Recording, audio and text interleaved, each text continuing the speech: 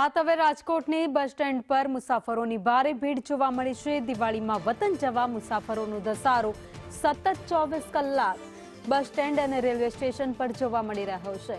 1 થી 2 કલાક બસ મોડી પડતા રાજકોટ બસ સ્ટેન્ડ પર મેળાવડો જામ્યો હતો। ટિકિટ બારીમાં મુસાફરોની લાંબી કતારો જોવા મળી હતી। ધક્કામુક્કી ન થાય તે માટે બંદોબસ્ત પણ ખડકી દેવામાં આવ્યો છે। દિવાળીનો તહેવાર છે ત્યારે પોતાના વતન અને સ્નેહીજનોના ઘરે જવા માટે બસ સ્ટેન્ડમાં ભારે ભીડ છે તે જોવા મળી રહી છે। ત્યારે મારી સાથે કેટલાય લોકો છે, આપણે તેના સાથે વાત કરીશું। બુકિંગ કરવામાં પણ તમે જોવો ને તો જીએસઆરટીસી જે સાઇટ જશે બરાબર છે, એ સાઇટ બહુ સ્લો ચાલતી હતી, એટલે ઓલમોસ્ટ 1 થી 2 કલાક સુધી અમે એમાં વેઇટ કરી। બધી ગાડીઓ ફૂલ દેખાડતા હતા, તો 9:45 વાગ્યાની ગાડી જે હતી અમે બુક કરી, જેની અંદર ટાઈમ હતો 9:45 બસ સ્ટેન્ડથી ઉપડવાનો। પણ તમે જોઈ રહ્યા છો એ પ્રમાણે હજી ફિલહાલ અત્યારે પણ જે ગાડી આવી નથી।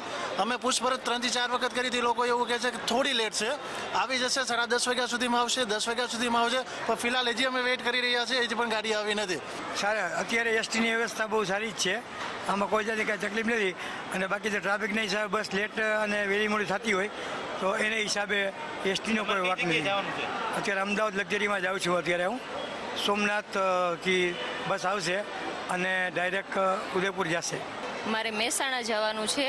મને બસમાં એવું છે કે બસનું અત્યારે ટ્રાફિક એટલું છે ને તો જગ્યા નથી મળતી એમ, બસ બીજું કંઈ નહીં। બસ ટાઈમસર છે, અહીં બેઠક વ્યવસ્થાની બધું કેવું છે? બેઠક વ્યવસ્થામાં એવું છે કે પેસેન્જર અમુક તો ઊભા જ છે, એટલે બેઠક વ્યવસ્થા થોડીક વ્યવસ્થિત કરવાની જરૂર છે। કેમેરામેન વિપુલ બોરીચા સાથે દિવ્યેશ જોશી, સંદેશ ન્યૂઝ।